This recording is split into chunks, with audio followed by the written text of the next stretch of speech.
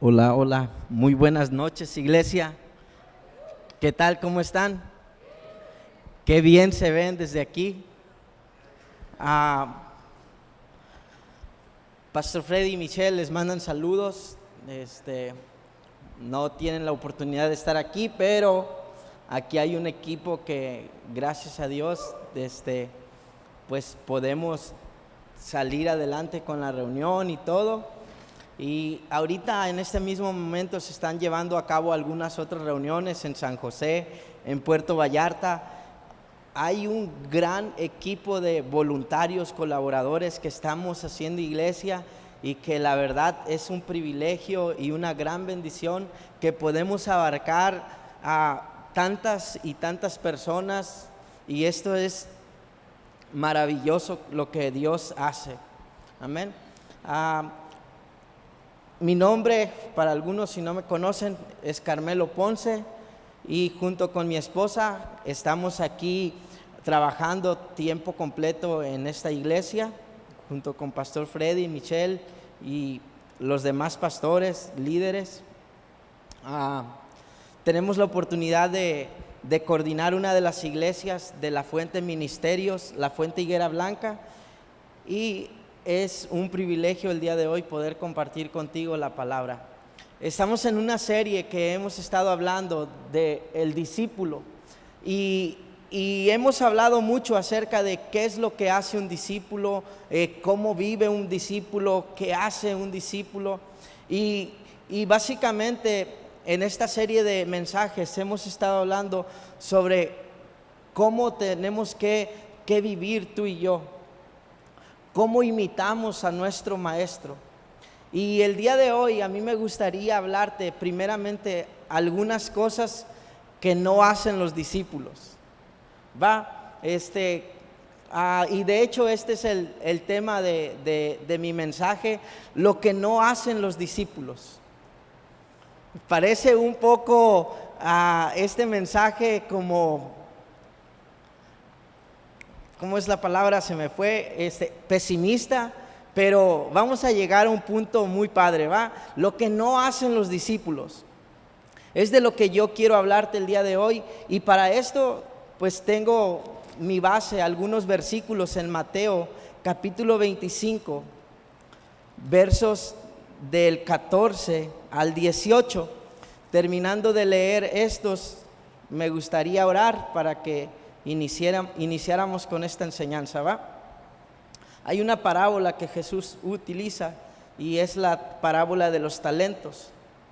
Dice así: porque el reino de los cielos es como un hombre que, yéndose lejos, llamó a sus siervos y le entregó sus bienes. A uno dio 5 talentos. Te invito conmigo a que digas 5 talentos. A uno le dio 5 talentos, a otro 2. Di conmigo 2. Y a otro le dio 1. Di conmigo 1. Y también di, ay, pobrecito. A uno le dio 5, a otro le dio 2, y al último le dio 1. Pero fíjate lo que dice la escritura: a cada uno conforme a su capacidad. Y luego se fue lejos. Y el que había recibido 5 talentos fue y negoció con ellos, ganó otros 5 talentos. Asimismo, el que había recibido 2 ganó también otros 2. Pero el que había recibido 1 fue y cavó en la tierra y escondió el dinero de su señor. ¿Me acompañas a orar? Padre celestial, esta tarde, Señor, yo te doy gracias, Señor, por cada uno de mis hermanos que están aquí, Señor. Señor, en verdad, tú has depositado en cada uno de nosotros tanto que no queremos esconder aquello que tú nos has entregado. Espíritu Santo, yo te pido que esta tarde tú nos animes, tú nos impulses a usar aquello que tú has puesto en nuestras manos. Te doy gracias en el nombre de Cristo Jesús, y esta tarde, Señor, yo pido que tu Espíritu Santo sea el que nos ministre, en el nombre de Cristo Jesús. Amén. ¿Por qué crees que este hombre escondió este talento y no lo invirtió como los demás? Me gustaría que pudiéramos participar e interactuar.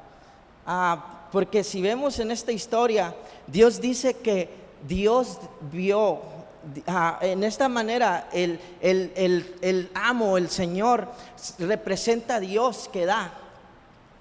Y los primeros dos lo invierten y ganan, pero este otro, ¿por qué lo escondería? Y siempre, sabes, tenemos que hacer estas interrogantes cuando nos enfrentamos en la Escritura. Tenemos que hacer estas interrogantes porque desde la manera en la cual Dios nos va a dar. Y esta tarde, ¿por qué tú crees que este hombre escondió eso?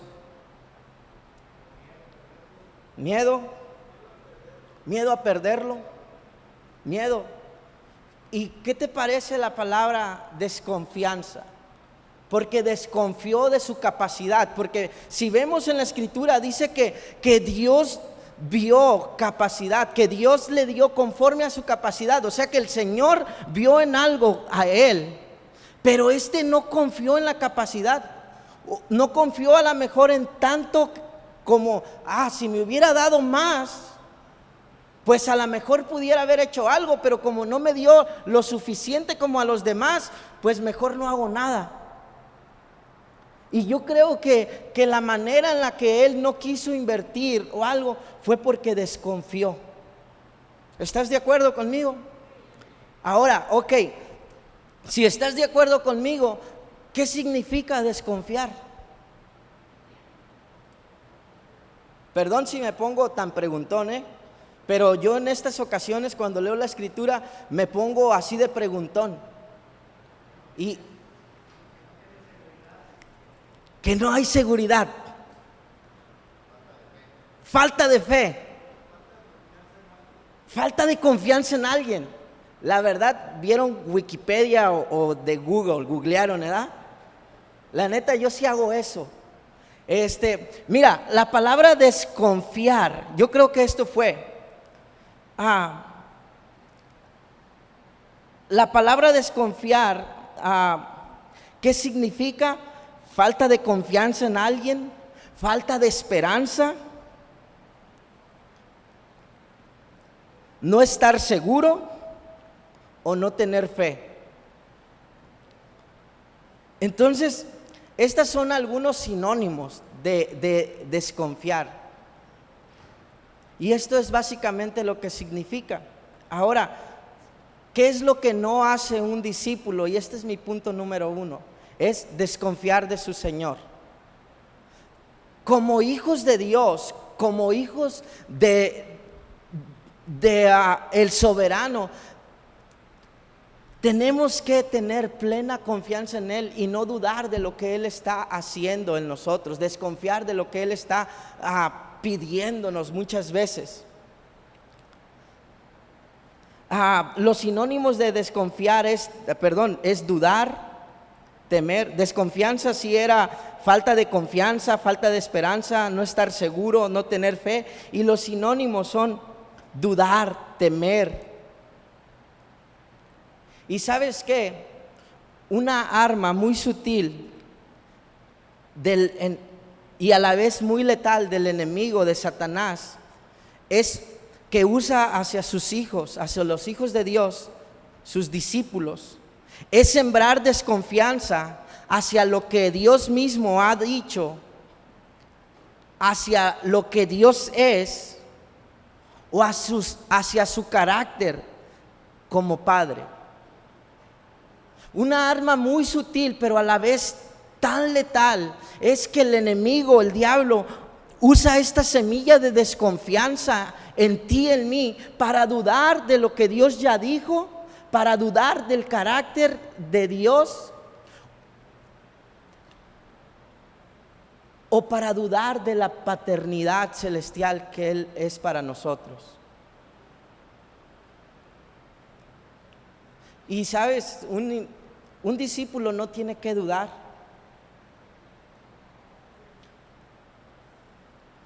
Y hay una historia que me lleva a reforzar esto. En la historia del inicio de la creación, en el inicio del jardín del Edén. Todos conocemos la historia de Adán y Eva. ¿Cómo fue que Dios formó los cielos y la tierra? Nada que el Big Bang ni nada de eso. Esas son solamente teorías que no se han comprobado, y hasta donde se ha comprobado que el átomo, lo más pequeño, está formado de partículas tan diminutas que se llaman quarks, y estas partículas son emitidas por un sonido y ya no hay más que puedan encontrar. Pero ¿qué fue por lo que se dijo? ¿Qué fue lo que se emitió? Las palabras de Dios para formar todo, y los científicos siguen en busca. Pero volvamos, esa es otra palabra para otro día. En el jardín del Edén dice que Dios formó al hombre a su imagen y semejanza, y Dios los plantó en el Edén. Dios hizo dormir a Adán porque él no encontró ayuda idónea. Y en el capítulo 3 dice: pero la serpiente era astuta más que todos los animales del campo que Jehová Dios había hecho, la cual dijo a la mujer: con que Dios ha dicho, no comas de todo árbol del huerto. La mujer respondió a la serpiente: del fruto de los árboles del huerto podemos comer, pero del fruto del árbol que está en medio del huerto, dijo Dios, no coman de él, ni le toquen, para que no mueran. Entonces la serpiente dijo a la mujer: no vas a morir, sino que sabe Dios que el día que comas de él serán abiertos vuestros ojos y serán como Dios, sabiendo el bien y el mal. ¿Qué es lo que empezó a hacer el diablo? Empezó a sembrar una semilla de desconfianza, de duda hacia Eva. ¿Para qué? Para allí empezar a atacar el carácter de Dios, para allí empezar a atacar lo que Dios había dicho. ¿Estamos de acuerdo? Esto es lo que hace Satanás. Empieza a sembrar esta semilla de duda, de incertidumbre en nosotros, para alejarnos de lo que Dios quiere hacer en nuestras vidas, para que nos alejemos de la promesa que Dios está queriendo realizar en nuestras vidas. Una semilla de desconfianza hizo que dejaran de creer en lo que Dios dijo.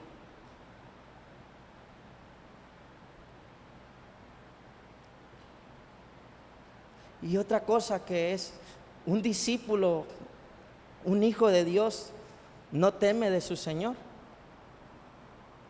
Y esto engloba en la desconfianza, porque todo esto es sinónimos de desconfiar, y empieza a desencadenarse algo.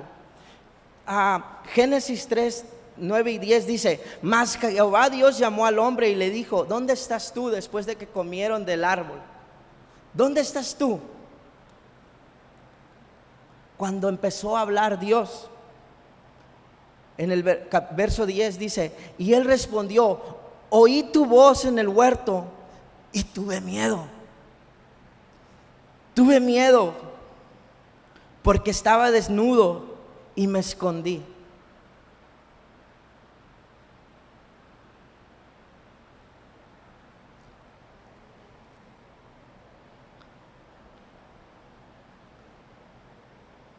Mateo 25, verso 24 en delante, en esta misma parábola que estábamos leyendo al inicio.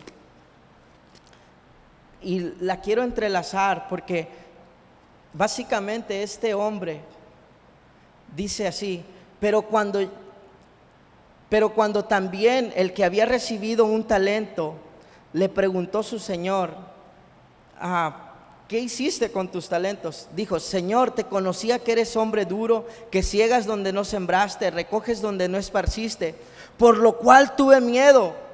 Fui y escondí tu talento en la tierra. Aquí tienes lo que es tuyo. Respondió el Señor y le dijo: siervo malo y negligente, ¿sabías que ciego donde no sembré y que recojo donde no esparcí? Por tanto, habías de haber dado mi dinero a los banqueros, y al venir yo hubiera recibido lo que es mío con los intereses. Quiten pues a este talento, denle al que tiene 10 talentos, porque el que tiene le será dado, y tendrá más, y el que no tiene, aún lo que tiene le será quitado. Y el siervo inútil, échenlo fuera a las tinieblas, de afuera, allí será el lloro y el crujir de dientes. Este hombre fue cortado de la presencia de su Señor. ¿Por qué? Porque tuvo miedo, porque tuvo desconfianza, porque dudó. Y esto es lo que me lleva a mi segundo punto. Mi primero es, lo que no hace un discípulo es desconfiar de su Señor. Un discípulo no duda, un discípulo no teme. Y sabes, las consecuencias de no confiar en nuestro Señor es ser maldito. La consecuencia de no confiar en nuestro Señor es ser maldito. Y la palabra de maldito en la Biblia significa anatema. Anatema. Ahora, yo sé que a lo mejor te quedaste como, ¿qué, Carmelo? ¿Qué estás diciendo? ¿Estás blasfemando? No. La palabra maldito, que es traducido para nosotros, se utiliza en la Biblia como anatema. Pero ¿qué quiere decir la palabra anatema? Y básicamente, la palabra anatema significa desterrado de Dios, en el sentido de que condena a un ser apartado o separado, como que si estuvieras mutilando un miembro de tu cuerpo. La palabra anatema, esto significa. Entonces, cuando nosotros desconfiamos, dudamos o tememos, básicamente estamos haciendo a un lado a Dios de nuestros pensamientos y de nuestro corazón para darle cavidad a los pensamientos del diablo.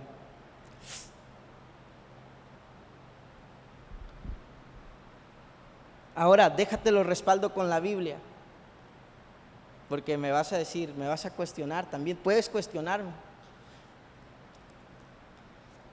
Romanos 9:3, ¿qué es lo que dice? Aquí esta carta la escribe el apóstol Pablo, un hombre completamente de Dios, y dice esto: porque deseara yo mismo ser anatema, separado de Cristo por amor a mis hermanos, los que son mis parientes según la carne. Él está hablando porque él quisiera ponerse en el lugar de los que aún todavía no conocen de Cristo. Él quisiera mejor, de alguna manera, estar en su lugar, como yo quisiera pagar el precio con tal de que fulano de tal conociera lo que yo conozco, la esperanza que yo tengo. Y básicamente la palabra anatema, él la está utilizando como separado de Dios. Entonces, cuando nosotros desconfiamos, cuando nosotros dudamos, cuando nosotros tememos, estamos siendo separados de lo que Dios dice. ¿Por qué? Porque inicia con una semilla que el enemigo ha plantado en nuestros corazones. Ahora, Corintios 16:22, aquí un libro más adelante dice: el que no amara al Señor Jesucristo sea anatema, el Señor viene. Quien no ama a Dios se ha separado de Él. Porque estamos aquí porque le amamos, ¿no? Porque anhelamos de Él, porque queremos estar en Él, porque a fuerza ni los zapatos entran. Y ¿sabes cuántas veces no hemos dudado? ¿Cuántas veces no hemos desconfiado de lo que Dios dice? Yo soy una persona. No te quedes allí. Para eso vino Cristo, para deshacer las obras del enemigo. Amén. Y Jeremías, fíjate, último verso acerca de esto que te estoy mencionando. Jeremías 17:5 y 6 dice esto.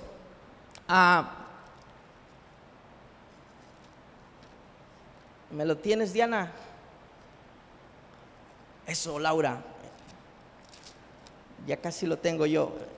Jeremías 17:5. Así ha dicho el Señor: maldito el varón que confía en el hombre y pone su carne sobre su brazo y su corazón se aparta de Jehová.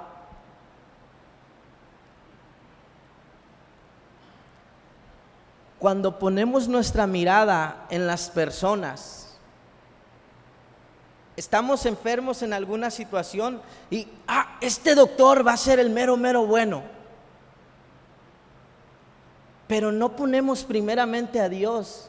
Estamos apartando a Dios de lo que este hombre puede hacer a través de su conocimiento. O cuando estamos en una situación muy similar y no confiamos más en lo que Dios puede hacer y corremos a buscar ayuda externa, estamos confiando más en las personas. Estamos quitando a un lado de lo que Dios puede hacer, cómo Dios puede manifestarse. Entonces, la Escritura lo dice bien claramente. A mí me pasó en una ocasión, cuando estábamos planeando la boda, mi esposa y yo, hubo muchas personas que a mí empezaron a llegar y decirme: Carmelo, queremos apoyarte, vamos a hacer esto por ustedes. Y nuestra boda fue bien cortita, nos comprometimos un 26 de junio del 2017, nos casamos un 27 de octubre de ese mismo año. 120 días para planear todo, bien loco estuvo. Y al último bien chido todo.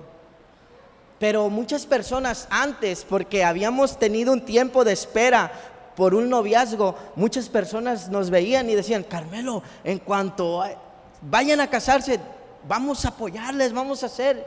Y es chido que recibas una palabra de esperanza así. Y yo cuando estábamos, no te miento, tengo una libreta donde nuestro presupuesto eran como 250,000 pesos. Y era como: ¿cómo le voy a hacer? Trabajo en una iglesia como voluntario, no recibo. Para mí era como, ni trabajando 10 años lo voy a juntar. Pero había palabras de personas que me habían dicho que me iban a apoyar. Entonces yo puse mi confianza en las personas. Y un día Dios me habló fuertemente y me dijo: Carmelo, maldito el hombre que confía en el hombre. Entonces en ese momento yo dije: Señor, perdóname, porque no estoy confiando en ti, estoy poniendo mi confianza en alguien que puede fallarme, pero yo sé que tú no fallas, porque Dios no falla. Ahora, sin Cristo estábamos bajo la maldición, separados de Dios, separados de su presencia. Romanos 3:23 dice que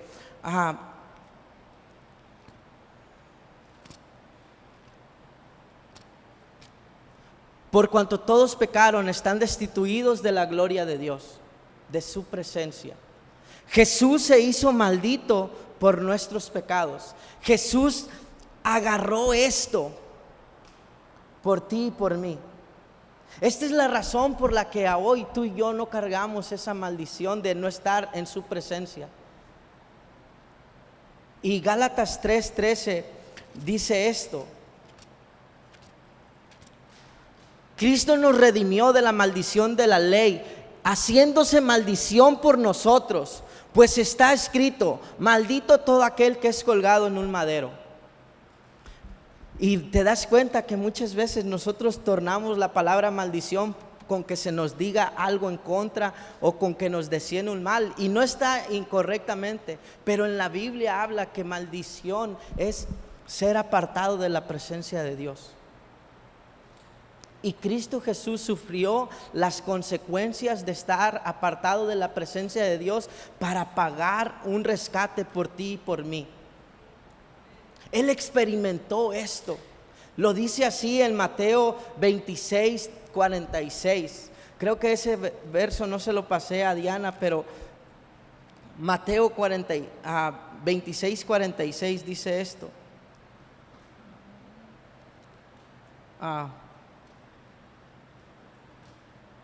Discúlpame, no es ese verso.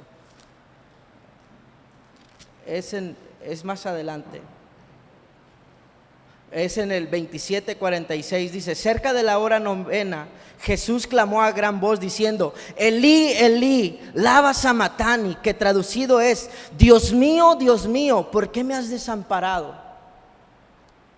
Jesucristo experimentó esta separación de Dios Padre cuando vivían en perfecta comunión para poder pagar el precio por nuestros pecados. Jesús experimentó esta separación del Padre.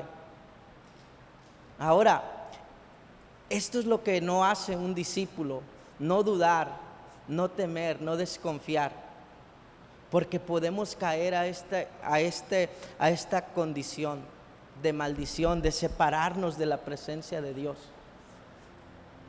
Ahora, yo te dije unos sinónimos. Esta es una clase que yo aprendí de primaria. De una palabra, cuáles son los sinónimos y cuáles son los antónimos. Si no te aprendiste nada de lo que te he estado diciendo, apréndete qué es sinónimos y antónimos.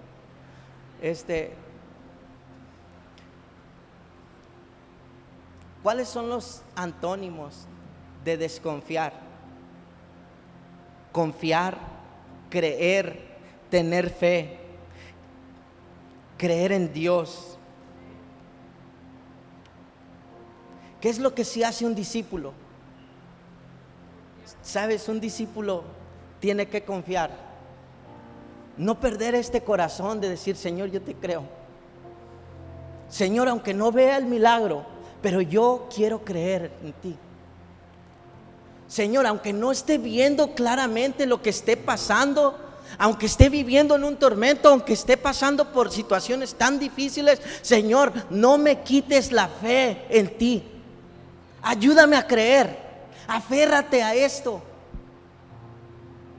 Separados de Dios no podemos hacer nada, créeme. Separados de Dios no podemos hacer nada.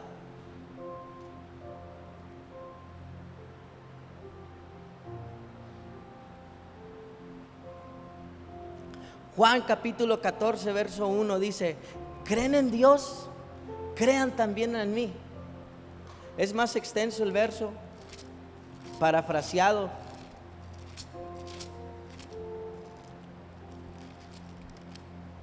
No se turbe vuestro corazón. ¿Creen en Dios? ¿Creéis en Dios? Creed también en mí. Jesús está hablando.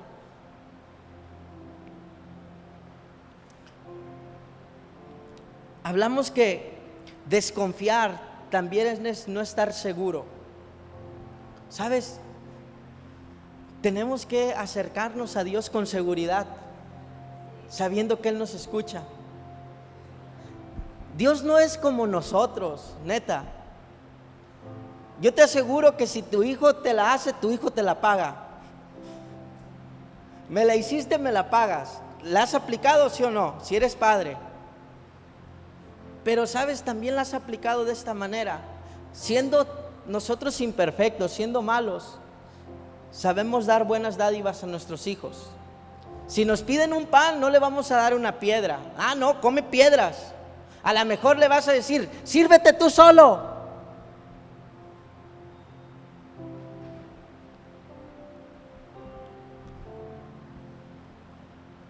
Si nosotros somos malos y sabemos dar buenas dádivas, imagínate cuánto más no nuestro Padre Celestial. Así es que acércate confiado con Él, acércate con seguridad a Él, pero acércate. Hebreos capítulo 4 verso 16 dice esto: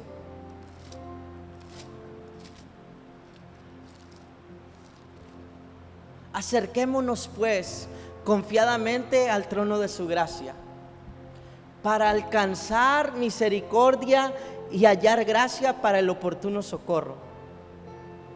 Acerquémonos. Es que no me he portado bien los últimos años. Es que, Señor, fíjate mi pasado, mira mi currículum. ¿Sabes qué? Cristo ya lo clavó en la cruz. ¿Sabes qué? Cristo ya pagó el precio. Él se hizo maldito por nuestros pecados y a hoy tú y yo tenemos un acceso directo al Padre que nos acerca sin limitaciones. Y podemos llegar con esta confianza de que Él nos escucha. Señor, es cierto, no he sido un buen hijo, no me he acercado constantemente a ti, pero Señor, aquí estoy. Señor, yo reconozco que eres lo único que yo necesito, que tú eres la respuesta a lo que yo busco. Señor, que tú pagaste un precio tan alto por rescate de mis pecados. Señor, qué agradecido estoy por esto.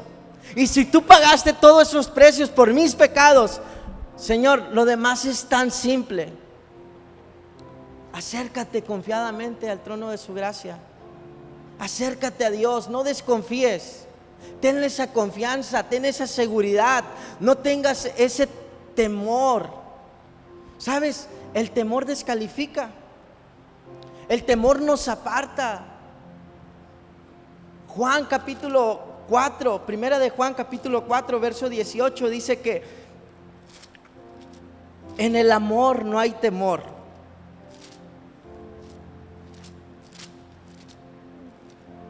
En el amor no hay temor, sino que el perfecto amor echa fuera el temor, porque el amor lleva en sí castigo, de donde el que teme no ha sido perfeccionado en el amor.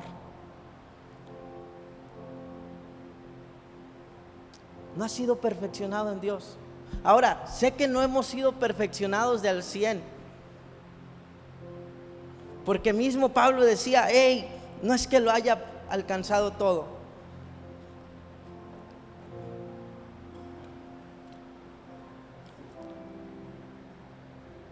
Se requiere fe para confiar en Dios.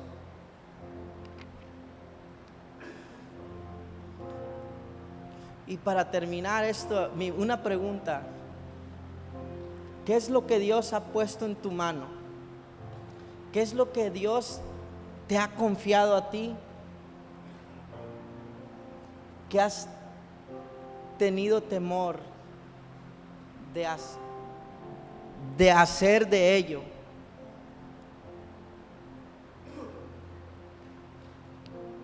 Porque Dios ha depositado, así como a este hombre le dio 5, a otro 2 y a otro 1. Ay, a lo mejor tú te identificaste, pues no sé, sabes, dice que Dios dio a cada uno conforme a su capacidad.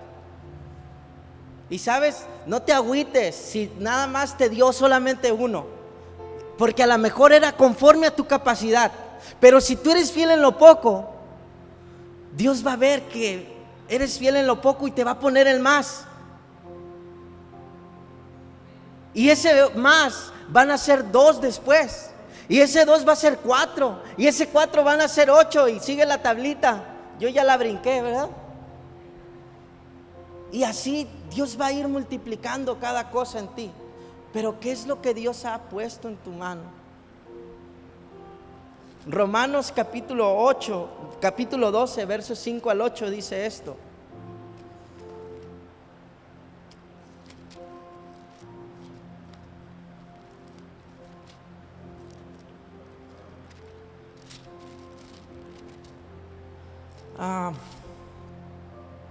Así nosotros, siendo muchos, somos un cuerpo en Cristo, y todos los miembros los unos de los otros, de manera que teniendo diferentes dones según la gracia que nos es dada, si el de profecía, use conforme a la medida de fe, el de siervo en servir, el que enseña en enseñar, el que exhorta en exhortar, en animar, el que reparte con libertad, el que preside con solicitud, el que hace misericordia con alegría. ¿Sabes? Si Dios te dio una palabra para darle a otra persona, dásela sin miedo. Si Dios te confió algo para recursos o no sé, comida, no sé, invítale a alguien. ¿Sabes? tenemos unos vecinos y en veces ahí andamos compartiendo unos platos. Que hizo un guiso y en veces nos invitan a un guiso y después les invitamos otros. No estamos jugando a competencias de a ver quién hace mejor comida, pero en veces compartimos y es bueno, es bonito hacer eso.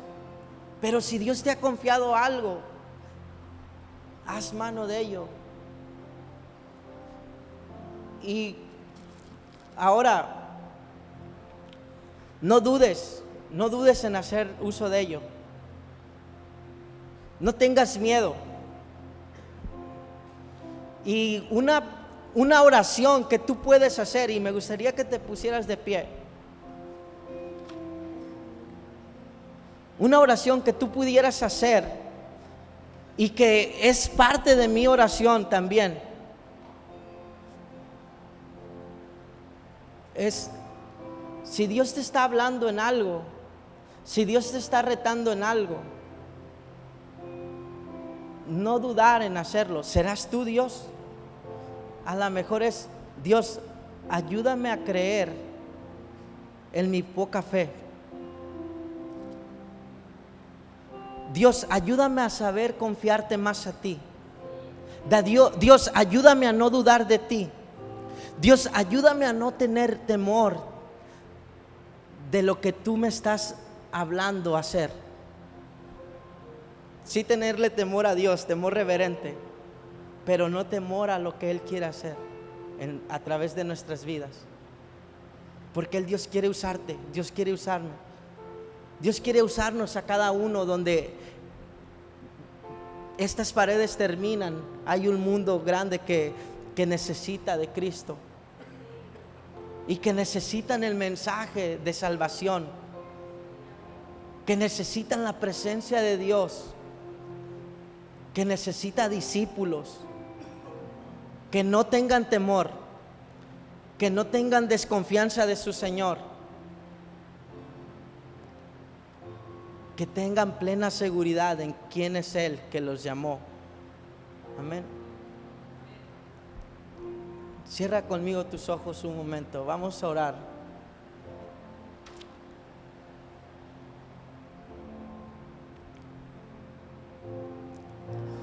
Señor, no queremos caer en desconfianza a ti, Señor. Padre, no queremos caer en la duda, Señor. No queremos caer en darle cavidad a los pensamientos del diablo y a alejarnos de ti, de tu presencia.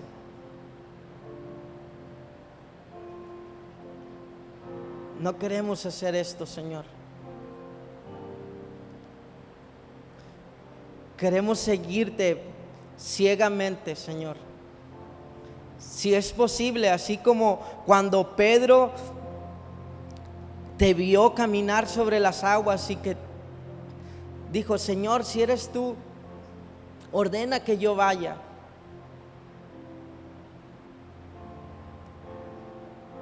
Y que él pudo confiar en que tú eres quien le hablaba y pudo caminar sobre las aguas. Señor, no permitas que una semilla de desconfianza robe lo que tú has dicho o lo que tú has hecho en nosotros, Padre. Ayúdanos a creer en nuestra poca fe. Ayúdanos a creer en nuestra incredulidad, Señor. Porque tú sí has visto capacidad en cada uno de nosotros. Tú sí has visto algo en nosotros, Padre.